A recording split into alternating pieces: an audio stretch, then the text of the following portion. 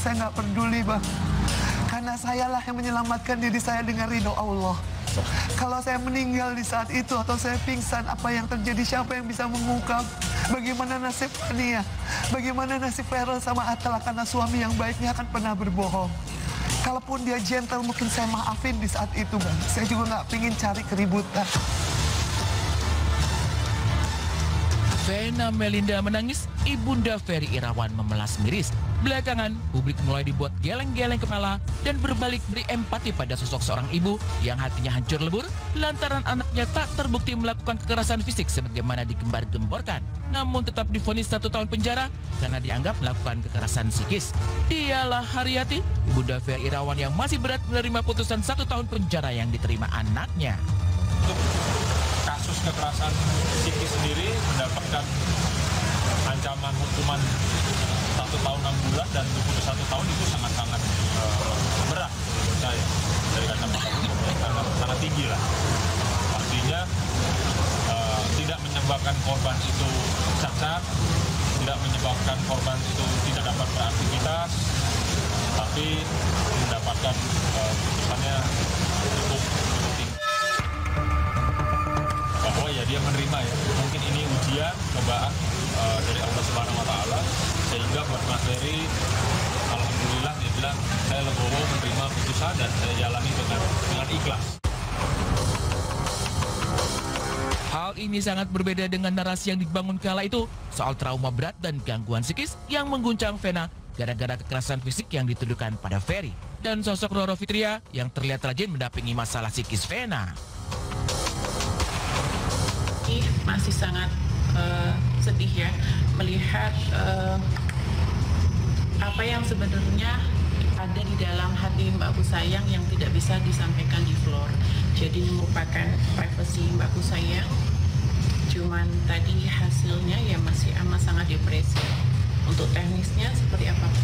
Iya, tadi di mana saat saya melakukan konseling, memang masih mengalami traumatik. Kenapa tadi kok nggak mau ketemu para wartawan? Karena memang saat ada pertanyaan berhubungan terkait permasalahan yang dihadapi, itu akan muncul lagi traumatiknya. Nah, akhirnya saya menggunakan teknik-teknik tentang konseling dan hipnoterapi, dan kita tidak bersentuhan dengan permasalahannya, tapi kita bersentuhan secara psikologisnya. Mengalami satu trauma yang sangat luar biasa, tentunya kita masih perlu pendampingan khusus dan butuh beberapa treatment selanjutnya itu ke depannya untuk persiapan secara psikologis maupun mental. Harus kontinu dan tidak bisa serta-merta selesai, karena ini pun dengan Pak Despa, dengan psikolog Bu Citra dan juga dokter Diki itu udah hampir 4 bulan lebih untuk Nyai pribadi itu belum bisa merilis. Jadi sakit hatinya, sakit depresinya, traumanya, ketakutannya masih ada membekas sampai dengan saat ini.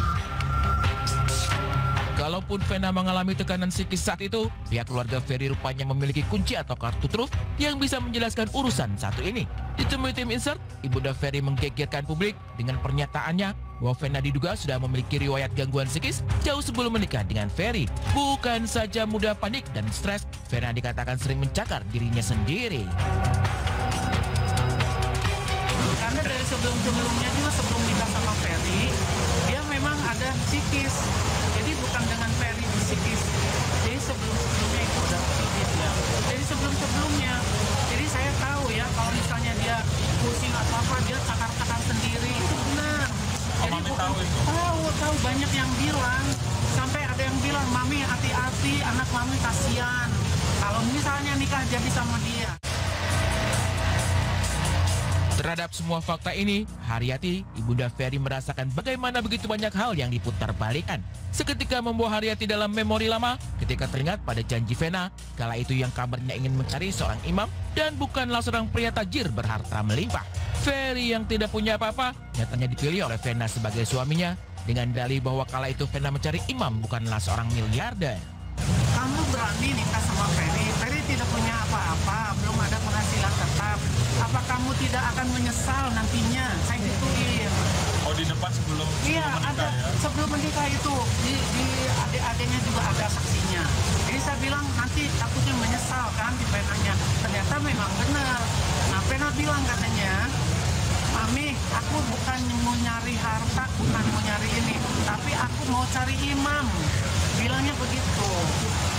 Tapi kan sekarang kenyataannya berbalik. Namun faktanya, selain narasi keberingasan fisik yang tidak terbukti, isi dompet Ferry juga diumbar sana-sini selama kasus KDRT ini bergulir. Bahkan menjadi hinaan yang membuat Ferry makin terpojok.